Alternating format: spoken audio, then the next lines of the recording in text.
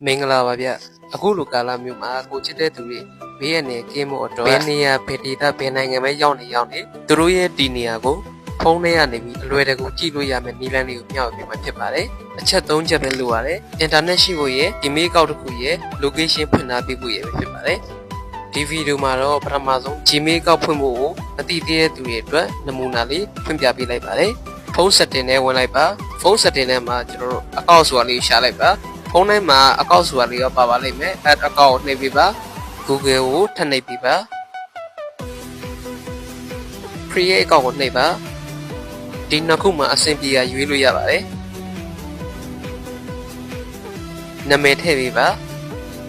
next လေးကိုထပ်နှိပ်ပေးပါမွေးနေ့ထည့်ပေးပါအဆင်ပြေတဲ့မွေးနေ့ထည့်လို့ရပါတယ် location ကြည့်နေလေးကိုတော့နောက်ထပ်ဗီဒီယိုတစ်ပုံနဲ့ဖန်တီးပေးထားပါတယ်အဲ့ဒီဗီဒီယိုလေးမှာတွားရောက်ပြီးတော့လေ့လာပေးပါခင်ဗျာဒီနေရာမှာကြားမှရွေးပေးပါကျွန်တော်တို့ယောက်ျားလေးပြီးလို့အမေကနေမေးဆိုရွေးလိုက်ပါတယ်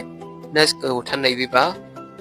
user name နေရာမှာကျွန်တော်နှစ်သက်ရနာမည်ထည့်ပါတကယ်လို့နာမည်ကမရဘူးဆိုလို့ရှိရင်နောက်ကနေပြီးကဏ္ဍလေးတွေပြောင်းပြီးတော့နှိပ်ကြည့်ပါဒါဆိုရင်ရပါတယ်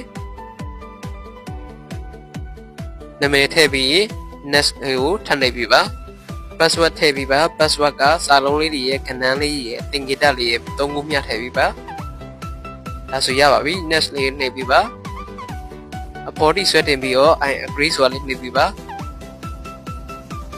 ငယ်ဒါဆိုရင်အကောင့်လေးရပါပြီเนาะကဲဒီအကောင့်လေးရလာပါပြီဒါဆိုရင် Gmail အကောင့်လေးပြုလုပ်နေဖြစ်ပါတယ်နောက်ထပ်ဗီဒီယိုလေးမှာဒီအကောင့်လေးထည့်ပြီးဘယ်လိုကြည့်ရမလဲဆိုတဲ့နည်းလမ်းလေးကိုမျှဝေပေးထားတာဖြစ်လို့သွားကြည့်ဖို့မမေ့နဲ့เนาะမင်္ဂလာပါဗျဒါလေးကတော့ကိုချစ်ရသူတွေရဲ့ဒီနေရာကိုကြည့်ဖို့အတွက်ဗီဒီယိုအပိုင်းနဲ့လေးဖြစ်ပါတယ်ကျွန်တော်ဒါမနေ့ကဖွင့်ထားတဲ့အကောင့်လေးဖြစ်ပါတယ်ဒီအကောင့်လေးကိုကျွန်တော်တို့ကဖုန်းနှလုံးထဲကိုထည့်ထားမှာဖြစ်ပါတယ်ကျွန်တော်တို့3ယောက်ကြည့်ရင်3လုံးဒီအကောင့်လေးတူတူထည့်ထားပါ4ယောက်ကြည့်ရင်4ယောက်လုံးဒီအကောင့်လေးတူတူထည့်ထားပါကျွန်တော်တို့ဒီမှာ Redmi ဖုန်းလေးကိုထည့်မှာဖြစ်ပါတယ် Redmi ဖုန်းထဲမှာ Google ထဲဝင်ပြီးတော့ another account ဆိုတာလေးကိုနှိပ်ပြီးတော့ဒီအကောင့်လေးကိုထည့်ရမှာဖြစ်ပါတယ်ဒါဆိုလို့ရှိရင်ကျွန်တော်တို့ email ကိုဖုန်းသွင်းနေရာမှာကျွန်တော်ရဲ့ account နာမည်လေးထည့်လိုက်ပါတယ်ပြီးတော့ next လေးကိုနှိပ်ပြီးပါပြီးရင် password ထည့်ရမှာဖြစ်ပါတယ်ကျွန်တော်တို့ဖွင့်တော့က password လေးကိုပြန်ပြီးရိုက်ထည့်ပေးလိုက်ပါ Okay ဒီမှာ password ကို save လေးရပါတယ်တော့နောက်လေးနှိပ်လေးရပါတယ်ပြီးရင် skip ဆိုတာလေးနှိပ်ပေးပါ I agree ကိုဆက်နှိပ်ပေးပါဒါဆိုလို့ရှိရင်ကျွန်တော် Vivo ဖုန်းမှာဖွင့်လာတဲ့အကောင့်လေးကအခုဆိုရင် Redmi ဖုန်းထဲကိုရောက်သွားပြီဖြစ်ပါတယ်ကျွန်တော်ဒီအကောင့်လေးကိုရွေးလိုက်ပါတယ်ကဲဒါဆိုလို့ရှိရင်ဒီအကောင့်လေးဖုန်းထဲရောက်သွားပြီဆိုရင်ကျွန်တော်တို့ဟိုဘက်ဖုန်းကနေပြီးကြည့်လို့ရပါပြီเนาะကျွန်တော်တို့ Google ထဲကိုဝင်လိုက်ပါမယ် Google ထဲဝင်ပြီးသွားလို့ရှိရင် Find My Device ဆိုတာလေးကိုရေးပြီးတော့ရှာလိုက်ပါ Find My Device ဆိုတဲ့ထဲကိုထပ်ပြီးတော့ဝင်ပေးပါအဲ့လိုကြည့်ဖို့အတွက်ကျွန်တော်တို့ဟိုဘက်ဖုန်းမှာတော့ location နဲ့ဖွင့်ပေးထားရမယ် internet နဲ့ဖွင့်ပေးထားမှာဖြစ်ပါတယ် sign in ကိုနှိပ်ပေးပါပြီးရင်အပေါ်တောက်လေးကိုနှိပ်လိုက်ပါကျွန်တော် account နေရာလေးမှာကျွန်တော်ဖွင့်ထားတဲ့ account လေးကိုပြန်ရွေးပေးရပါမယ်ဒါဆိုရင်ကျွန်တော်ဖုန်းထဲမှာဖွင့်ထားတဲ့ account တွေအများကြီးရှိပါတယ်ဒီထဲမှာကျွန်တော်ဖုန်းနှလုံးလုံးထဲထည့်ထားတဲ့ account ကိုပဲရွေးမှာဖြစ်ပါတယ်လို့ရွေးလိုက်ပြီဆိုရင်ဒီအောက်မှာကျွန်တော်တို့ဖုန်းနှလုံးပေါ်ရတယ်အပေါ်က Vivo ကကျွန်တော်ဖုန်းမှာ Redmi 12ဆိုတော့ဟိုဘက်ဖုန်းလေးဖြစ်ပါတယ်ဒါဆိုရင်ကျွန်တော်တို့အများဝိုင်းလေးကိုနှိပ်ပြီးစကန်ဖတ်လို့ရပါတယ်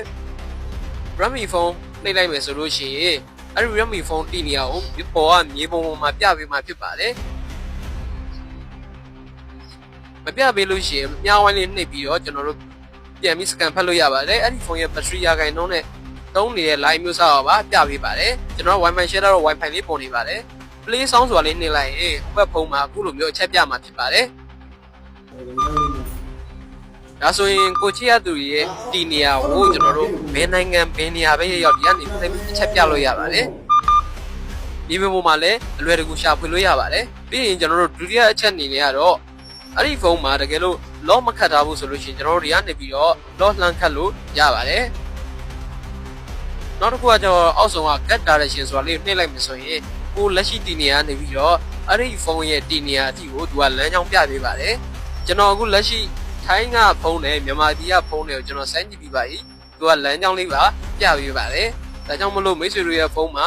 ဒီလိုမျိုး Gmail အကောင့်လေးတစ်ခုဖွင့်ထားပြီးတော့ကိုချစ်ရသူတွေရဲ့အကောင့်ထဲကိုဖုန်းထဲကိုထည့်ထားပေးမယ်ဆိုလို့ရှိရင်ကိုချစ်ရတဲ့သူတွေဘယ်နေရာဘယ်ဒေသပဲရော internet ဖွင့်ထားမယ် location ဖွင့်ပေးထားမယ်ဆိုရင် မိမိဖုန်းထဲကနေအလွယ်တကူကြည့်လို့ရမှာဖြစ်ပါတယ်သူတို့ရဲ့တီနေရာကိုအလွယ်တကူရှာဖွေလို့ရမှာဖြစ်ပါတယ်ဒီလိုနည်းနဲ့ကိုချစ်ရတဲ့သူတွေကိုအဝေးကနေပြီးတော့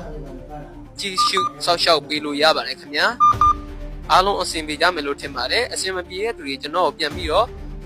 ကွန်မန့်ထဲမှာလက်မှတ်ပေးပါအဆင်ပြေတယ်ဆိုရင်လည်းအဆင်ပြေတဲ့အကြောင်းလေးမှတ်ပေးပါခင်ဗျာအားလုံးအတွက်အဆင်ပြေမဲ့နီလန်းလေးမို့လို့ကျွန်တော်မျှဝေပေးလိုက်ပါတယ်ခင်ဗျာအားလုံးကိုကျေးဇူးတင်ပါတယ်ခင်ဗျာအားလုံးပဲမင်္ဂလာပါဖုန်းထဲမှာ Gmail ဖွင့်ထားပြီးတော့ Gmail password မေ့သွားတဲ့သူတွေအတွက် password ပြန်ယူနည်းလေးကိုမျှဝေပေးလိုက်ပါတယ် password မေ့နေတဲ့သူတွေဒီနီလန်းအတိုင်းသွားပြီးတော့ Gmail password အသစ်ပြန်ပြောင်းလို့ရပါတယ်ပထမဆုံးဖုန်းရဲ့ setting ထဲကိုဝင်ပေးပါဖုန်း setting ထဲမှာ Google ကိုရှာပေးပါ Google ထဲမှာကျွန်တော်တို့ account တွေရှိပါတယ်အဲ့ဒီမှာကျွန်တော်တို့ account လေးကိုနှိပ်လိုက်ပါကိုပြောင်းကျင်တဲ့ account လေးကိုရွေးပြီးတော့နှိပ်ပေးပါပြီးအောက်က၄တော့ကွက်လေးကိုနှိပ်ပေးပါဒီနေရာမှာ security ဆိုတာရှိပါတယ် security ကိုနှိပ်ပေးပါ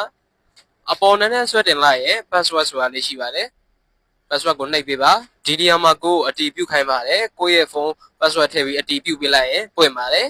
အခုလိုဗီဒီယိုလေးတွေဆက်ပြီးတင်ပေးမှာမို့အသေးလေးပေးပြီးအားပေးခဲ့ပါဦးနောက်ထပ်သိကျင်တဲ့များရှိရင်ကိုမန့်မှာမှတ်သွားပေးလို့ရပါတယ်ဒီနေရာမှာ password အသစ်ကိုပြန်ထည့်ပေးရမှာဖြစ်ပါတယ်ကိုစိတ်ကြိုက် password ထည့်ပေးပါအပေါ်အောက်ရောနှစ်ခုလုံးတူအောင်ထည့်ပေးရပါတယ် change password လေးကိုနှိပ်ပေးပါ change password ကိုပဲထပ်နှိပ်ပေးပါဒါဆိုလို့ရှိရင်ကျွန်တော်တို့ Gmail password အသစ်ရသွားပါပြီ close ကိုနှိပ်ပေးပါအဲ့ဒါဆိုလို့ရှိရင်ကျွန်တော်တို့ Gmail account ရဲ့ password အသစ်လေးကိုပြန်ပြီးတော့ထည့်လို့ရပါပြီဒီ password လေးကိုတော့အသေးချာလေးမှတ်ထားပေးပါ